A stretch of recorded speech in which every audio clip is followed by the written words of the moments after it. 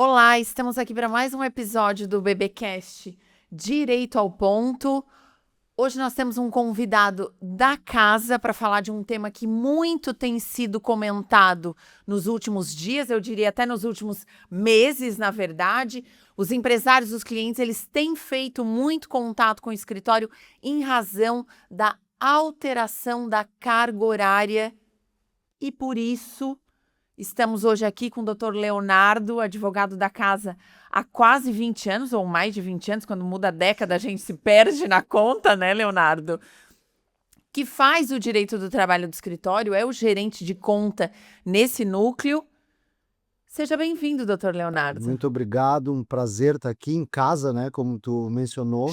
Vim a paleta, né? Exatamente, e para falar desse tema que, como tu ressaltou aí, né, ele tá, né, todo dia chegando para a gente alguma dúvida, né, em virtude até do noticiário, né, muita gente acha, ó, foi aprovado. Não foi aprovado ainda, a gente Preciso começar a aplicar, exato, né? Como é que vai funcionar? exatamente, então um tema que está bem, né, preocupando, né, os empresários, né, e de um outro lado também, os trabalhadores, né, porque tem um reflexo aí para ambos os lados, né, a aprovação ou não dessa emenda que a gente está aguardando. Então tá, vamos conversar um pouquinho sobre como é que está funcionando isso, como é que vai funcionar, né? Qual é essa proposta, como é que vai ser a alteração, até para quem não é do direito, e principalmente quem não é do direito, se sentir mais tranquilo e receber informação, quem está nos assistindo, de o que precisa fazer neste momento, se já precisa fazer, como é que vai funcionar. Perfeitamente. Eu acho que é muito importante a gente filtrar, né, essa informação mais técnica que a gente estuda, para que quem está nos assistindo aí, o empresário, o nosso cliente, ele consiga entender, né, como é que está funcionando, né, e como vai funcionar se aprovado, né. Hoje a gente tem a CLT, que eu costumo brincar que ele é como um macro contrato de trabalho, né, então, ou seja, se a gente começar a trabalhar hoje, tiver uma relação de trabalho, a gente não estipular nada, já existe uma estipulação que está lá na CLT, ela serve, né, como um macro contrato, e depois o empregado e o empregador podem ir ajustando alguns pontos, né, nunca restringindo o direito, sempre para ampliar ou para se adequar melhor à atividade, mas hoje a gente tem uma jornada máxima de 44 horas, né, então esse é o principal ponto de alteração que essa emenda vai trazer, né. O que que ela busca trazer? Ela busca trazer uma jornada de 40 horas no máximo, né, e acabar com um sistema de 6 dias trabalhados e um dia de descanso. Ela quer prever que aliado a essas 40 horas, o trabalhador ele tenha 2 dias de descanso, tá. Esses dias eles não precisam ser consecutivos, né, não precisa ser um sábado e domingo, né, ele pode ser durante a semana, um no final de semana e outro né, durante a semana. Então acho que, assim, essa é a principal alteração, né, da carga horária e da jornada semanal, tá. Como que hoje, está se prevendo essa alteração, né. Primeiro, até no início a gente comentava aqui que muita gente, algumas semanas atrás, já me procurou, né, procurou o escritório e disse assim: "Olha, vi que foi aprovado, né, o que que eu devo fazer?" Eu digo: "Não, calma, foi aprovado na Câmara dos Deputados e agora está tramitando junto ao Senado, né." No Senado já nos parece politicamente que houve um freio a essa urgência, né, às vezes até por período eleitoral, assim, da alteração. Então no Senado a gente viu que o presidente do Senado não vai, colocar essa proposta para ser votada direto, ela vai ter que passar pelas comissões, né, primeiro pela Comissão de Constituição e Justiça, depois por outras comissões, para daí sim esse texto ir, né, à votação e ser ou não aprovado, né. Se aprovado, essa transição ela vai ser escalonada, né, então, ou seja, nos primeiros 2 meses após a aprovação e promulgação, né, desse texto, a gente já vai ter uma alteração, da jornada tendo que ser, reduzida para 42 horas e mantendo esses 2 dias de folga, né. Só te interrompendo um Diga. pouquinho, isso já está decidido, que vai ser escalonado. Esse é o texto que está indo à votação. A Tá. gente está trabalhando, né, com essa hipótese Porque existiam dois caminhos, né? a gente está trabalhando com essa hipótese hipótese do texto original ser Tá, aprovado, tá. tá? Com relação aos dois caminhos, né, tem também um novo projeto, que é para maximizar, né? Ou seja, ao invés de reduzir a jornada, poder essa jornada ser, né, ampliada, né, para até 7 dias de trabalho, com livre estipulação aí de pagamento por hora, etc. Mas essa está muito mais distante, porque ela ainda não passou nem na primeira casa, não passou ainda na Câmara, então eu acho que é algo que no momento a gente não precisa, né, discutir, Olhar para olhar, isso. exato, o projeto que está no noticiário, e ele sim é que está bem avançado. Então, se por acaso promulgado esse texto, que é o texto original, ela seria escalonada dessa forma: nos primeiros 2 meses nós teríamos 42 horas de limite, né, de jornada, e já tendo que respeitar os 2 dias de folga durante a semana. Passado esses 2 meses, aí haveria um período de 1 ano, que seria uma adaptação em que realmente a gente teria que, depois disso, ter 40 horas, né, máximas, e 2 dias de descanso. Então esse seria o primeiro escalonamento, né, após essa aprovação. Já aproveitando, assim, ó, durante esse período de transição, o que a gente está imaginando que aconteça é que tanto as categorias profissionais como dos empregadores busquem fazer acordos coletivos, né? Esses acordos coletivos, eles vão visar algumas atividades, em que precisam de uma carga horária maior, né? Então, existe essa possibilidade de, mesmo com o texto aprovado, algumas atividades terem Flexibilizar isso. flexibilizar isso via acordo coletivo. Eu acho que vai ser um momento de muito diálogo, né, e de muita negociação entre as empresas e os trabalhadores, né. Esse primeiro ano pós-aprovação, essa janela que a gente tem todo ano de acordos coletivos, eu acho que ela vai passar a ser aproveitada para Nessa situação. nesses casos. Porque a gente vê os defensores de uma forma muito forte e principalmente os microempresários gritando nessa alteração, né? Porque não são as grandes empresas que, em tese, sofrerão de forma significativa, né? São os pequenos empreendedores. É.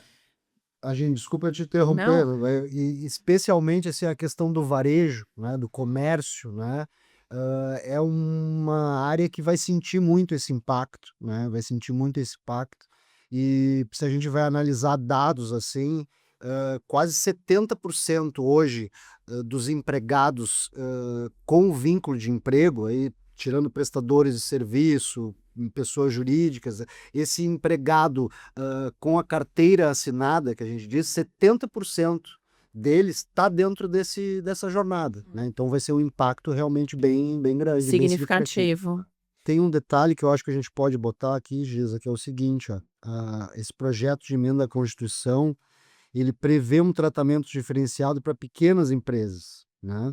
E esse texto, ele abre espaço para que algumas leis ordinárias venham a suprir essa casuística, né? Por exemplo, saúde, segurança pública, transporte, limpeza urbana, pequenas empresas desse segmento, elas vão ter a possibilidade de uma legislação posterior vir a regular essas atividades. Só voltando um pouquinho nesse número, né, de pessoas que serão afetadas com essa alteração, porque nesses contatos dos clientes, dos empresários que têm dúvida, que ligam perguntando: "O que que eu faço? O que que eu posso fazer?", a gente tem números de clientes que já buscaram isso para ver o impacto nas suas empresas. Tem cliente que me passou: "Giza, porque vai é é é será mais de 10% no preço da minha mão de obra". É muito significativo, né? Isso aí. É, sem dúvida, esse impacto financeiro, ele vai acontecer, né, porque o empresário, ele vai ter que, principalmente, ou ele vai ter que contratar mais gente, ou então ele vai ter que criar uma escala, melhor ali dentro da empresa. Isso aí vai gerar, por vezes, hora extra, né, então Importante a gente lembrar que assim, a gente tem essa carga máxima e a gente tem um limite de horas extras que o funcionário Também. pode vir a cumprir, né? E com relação a esse impacto financeiro, eu tenho dois dados aqui que são, como tu falou, assim, o mais otimista e o mais pessimista. A gente teve um primeiro, que é da Confederação Nacional da Indústria, né? Em que eles previram algo aproximado de 25% sobre o custo, né, do emprego e do trabalho, né? De outro lado, o IPEA, que é um instituto de pesquisa que a gente tem aqui, utilizando os dados da RAIS de 2023, o IPEA projetou algo em torno de 8%, próximo de 10%. Então, assim, ó, o impacto vai haver, né? A gente só não tem ainda uma certeza do quanto, né? E também ele não vai ser da mesma forma para cada segmento, né? Então, isso eu acho importante, e esse empresário que se precaver, né? Que ele já fizer um estudo, né? E aí eu digo assim, não E é buscar uma assessoria exato, jurídica para o exato, melhor caminho, né, Leonardo? exatamente, é. E aí isso passa não só, eu sempre digo assim, o nosso trabalho como advogado, ele é um trabalho de orientação, né? O empresário ele vai precisar do pessoal dele de recursos humanos, né, da contabilidade, para ter exatamente o desenho, né, desse impacto aí, né? Nós a gente manda para lá dizendo assim, ó, mudou, né? Temos que se adequar. A gente não faz essa conta aqui, ó, o jurídico, né? Mas a gente faz essa conta para aquele empresário que não se adequar, porque isso pode vir a gerar, né, fiscalização, pode vir a gerar multas, né, e inclusive passivo trabalhista. Porque a gente tem observado um movimento dessa alteração, desse olhar para o trabalhador. Tanto é que a gente teve uma alteração significativa na NR1, né? Que é esse foco nessa análise do psicossocial, nesse cuidado, né? Que também é uma dúvida que os empresários têm ligado muito para a gente e perguntado como eu faço, o que, que é isso que alterou, o que, que eu preciso aplicar na minha empresa nessa alteração que muito tem se comentado, né? Então, se a NR1 ela estabelece, algumas diretrizes gerais de gerenciamento de risco ocupacional, né. Então, não só vinculados a essa questão, psicossocial, mas como toda a segurança do trabalho, né. Ela exige que a empresa tenha um programa, né, de gerenciamento desses riscos. Essa alteração ela foi por meio de uma portaria, tá, é a portaria 1419 de 2024. Ela incluiu na NR1 esses riscos psicossociais, né. O que que seriam esses riscos psicossociais?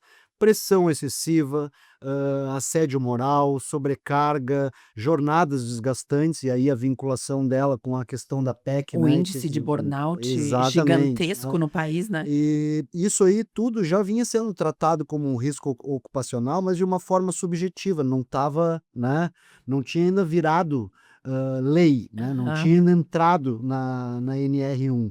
E essa questão, essa alteração, ela já estava prevista para começar a valer em maio de 2025, né. Houve um delay aí por parte do próprio governo, né, prorrogando essa, mas agora em 26 de maio de 2026 ela realmente entrou em vigor, e nesse primeiro ano ela deve ter um caráter ainda educativo, mas o que que é importante?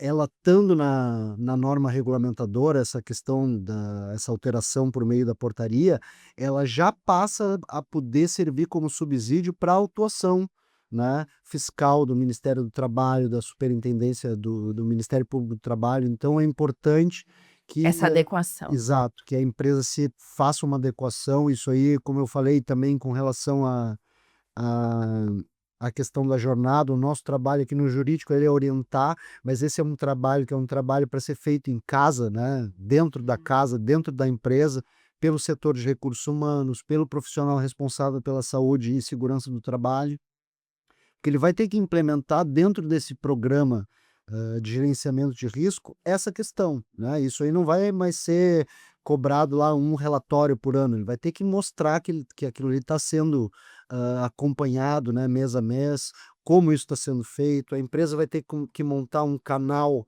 para que os trabalhadores, né, possam, né, levar denúncias, né, solicitações. E um E esses procedimentos, eles são muito subjetivos, né, dentro da tarefa de casa de cada um. Então, por isso que é importante essa busca, esse consultivo com o jurídico para saber como eu aplico. Sem dúvida, sem dúvida.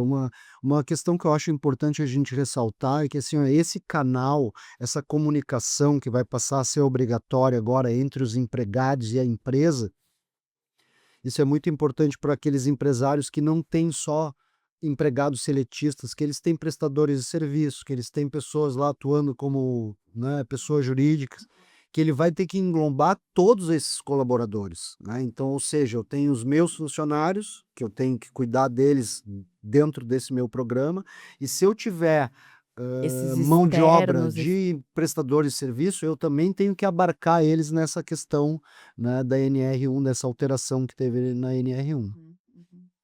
Por isso, cada caso precisa ser analisado com cuidado e com indicação do que é melhor para cada cliente. Sem dúvida. Essa questão da saúde mental, né, dos empregados, aí tu falou ali a questão do burnout, né, isso aí é algo que são termos que a gente não conhecia até alguns anos atrás, mas que hoje a gente vê. Quando nós começamos, né, Exato, Leonardo? sem dúvida. Não, mas eu digo hoje a gente tem uma proximidade deles, porque a gente tem amigos, familiares que por vezes já passaram, né, por quadros como esse. E essa alteração que veio por meio da NR1, ela traz como subsídio um número muito grande de afastamentos, né. Só a título exemplificativo, até trouxe os dados aqui, em 2025 nós tivemos 546.000 afastamentos do trabalho por transtornos mentais. Aí ansiedade, ou depressão, burnout, então para ver a magnitude disso, né, foi uma alta de quase 15%, 16% dos nos últimos anos, né, então 2025 realmente acendeu essa luz, né, vermelha no painel aí de instrumentos ali, e essa alteração na NR, ela vem justamente para tentar amenizar isso, né. Então a gente precisa entender, isso é uma questão que eu sempre gosto de colocar, que assim, é que a atividade empresarial, o principal motor dela é o empregado, é o trabalhador, né. Então, nesse primeiro momento, às vezes o empresário: "Ah, mais uma coisa que eu vou ter que, né, que implementar aqui, etcétera", mas essa empresa, que pensa realmente em construir um ambiente de trabalho que seja saudável, que esteja preocupado com a saúde mental do funcionário, ela lá no fundo, mais para frente, ao invés. Acaba colhendo. Exatamente, né, e se ela não cuida disso, com certeza ela vai criar, né, um passivo ali, né, seja porque esse empregado que ele precisa vai estar afastado, isso aí gera um impacto na produção, seja porque algumas, dessas doenças, né, psicossociais, elas podem ser consideradas doenças do trabalho, né, e isso pode vir a gerar uma responsabilização da empresa, né, em algum processo, né, Trabalhista. judicial.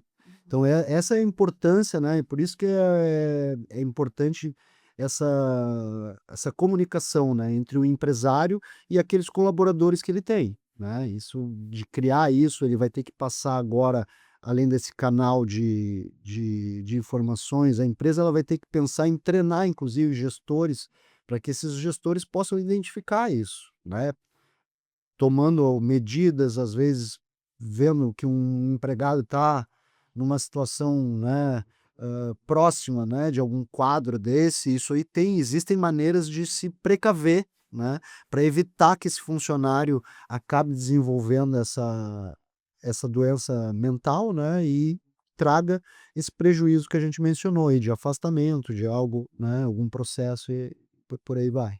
Então acaba existindo uma conexão entre esses 2 temas, né, que é essa jornada, essa alteração na jornada de trabalho e essa inclusão do cuidado com os riscos do psicossocial na NR1.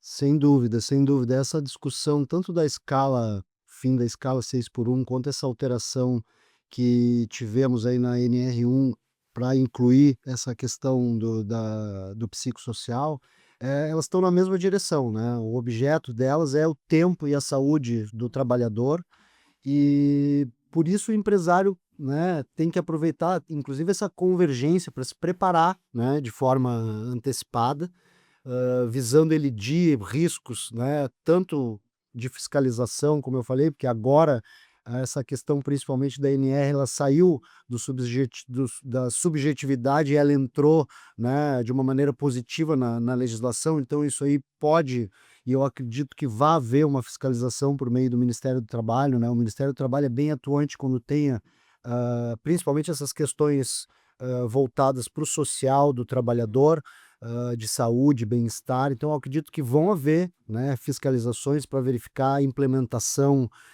do que a ANR busca, né, e aí eu volto a dizer, assim, esse é um trabalho que a gente com certeza pode ajudar, mas que as empresas elas vão ter que reunir o time, né, para parar, para pensar, planejar em ações para evitar esse tipo de, né, que poderia gerar alguma fiscalização, se precaver, porque essa empresa que se antecipar, sem dúvida, ela vai colher frutos, né? Porque ela vai ter menos problemas e ela vai ter um quadro de funcionários, né, mais saudável, num ambiente melhor de trabalho e com isso a produção tende, né, a aumentar. Ótimo. Obrigada, doutor Leonardo, por essa troca, essa conversa. Eu agradeço a você que nos assistiu. Você encontrará cortes dessa conversa nas nossas redes sociais, encontrará essa conversa na íntegra no YouTube e na sua plataforma de streaming preferida. Obrigada, nos encontramos na próxima.